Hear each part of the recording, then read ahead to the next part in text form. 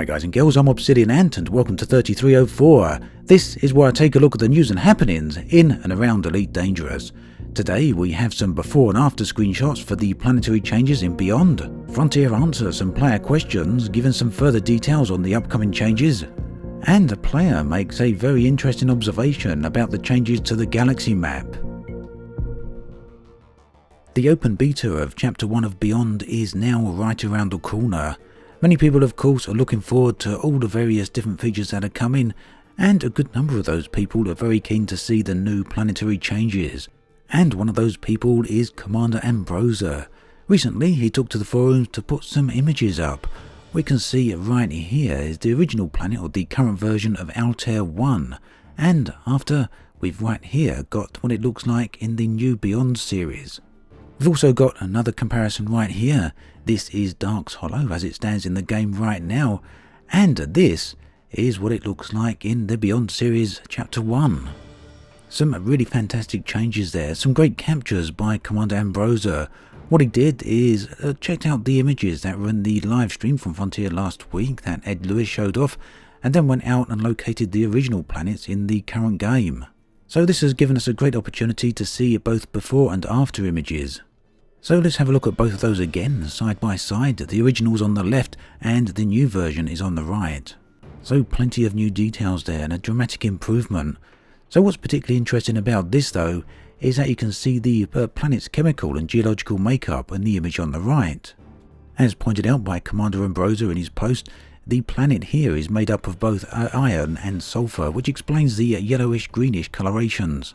So in addition to being visually improved, they are now more scientifically accurate, and this is exactly what many of us have been calling for planetary improvements for so long have been asking for, so great to finally see it, and really nice work by Frontier there.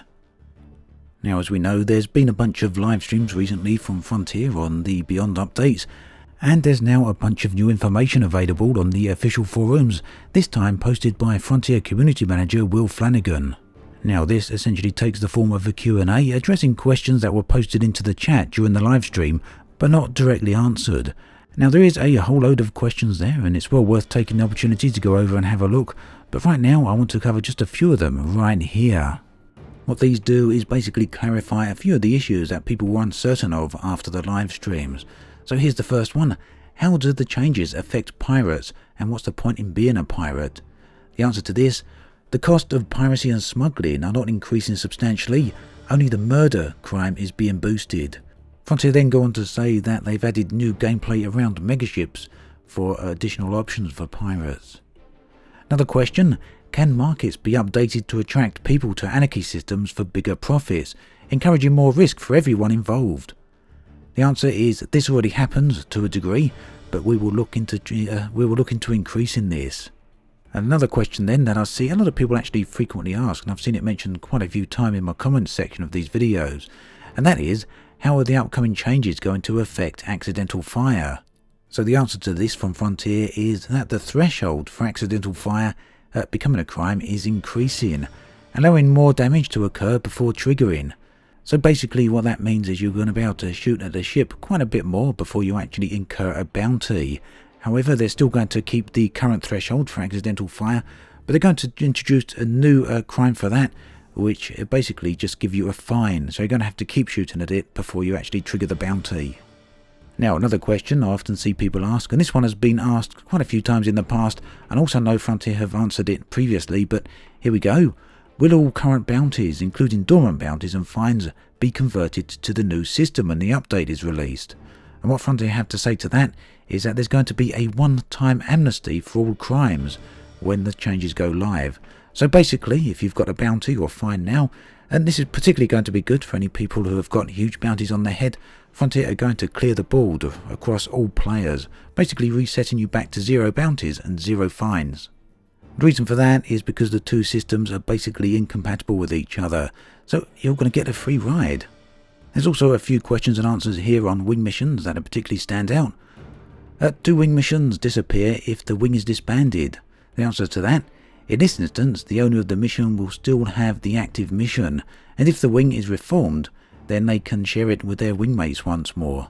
So that answer doesn't go into a particularly lot of detail, What it seems to say is that if you're in a wing and you're in the middle of a mission and you get a disconnect or something like that, or perhaps more specifically, if the wing itself is disbanded, then the mission will disappear. And this means that players who are not the mission owner basically won't be able to complete it until the mission owner comes back.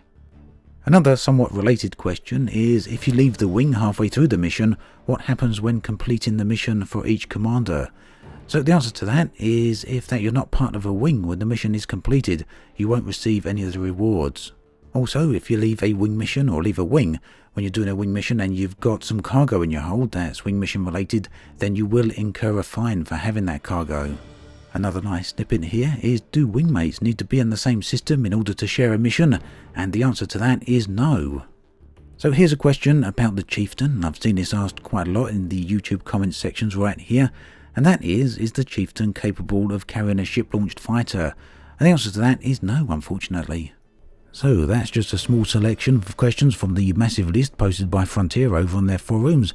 And if you do want to go and check the rest out, and I highly recommend you do, I'll put a link in the video description below.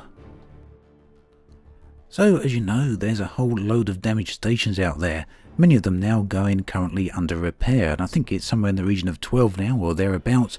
And what's more, the resources to get these back online is really huge, so none of them are so far back online. So then this is where Operation IDA comes in, or Operation IDA. This is basically a loose-knit group of players who feel that the infrastructure out in the Pleiades is not really up to scratch as it is, and that we're all the worse for some of these stations going offline, so they really want to get some of them back online, and they're starting with the Oracle. They've already made tremendous progress on this, and it's starting to look like it will be indeed possible to get the station back online. So if you're at all interested in helping out with this, then you can see a link below in the video description that will take you to a forum thread that gives you all the details you're going to need to get yourself involved. Before the open beta for Chapter 1 of Beyond begins on Thursday, Frontier are doing one more live stream, which is taking place tomorrow at 7 PM UK time.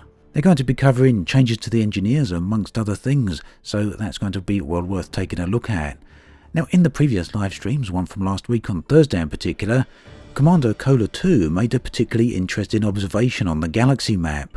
Now, keep in mind this is a dev build, and so may not necessarily translate to the final game when it arrives for us, but you can see here on the Allegiance tab, there's now 2 new allegiances, Thargoids and Guardians. So players of course are speculating wildly on exactly what this means. Does it mean that the Guardians have made a return?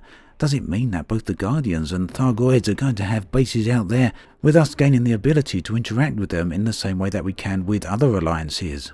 Well, the truth is, we just don't know. There's no information about this, and it's quite possible that this may not make it into either the beta or the final game.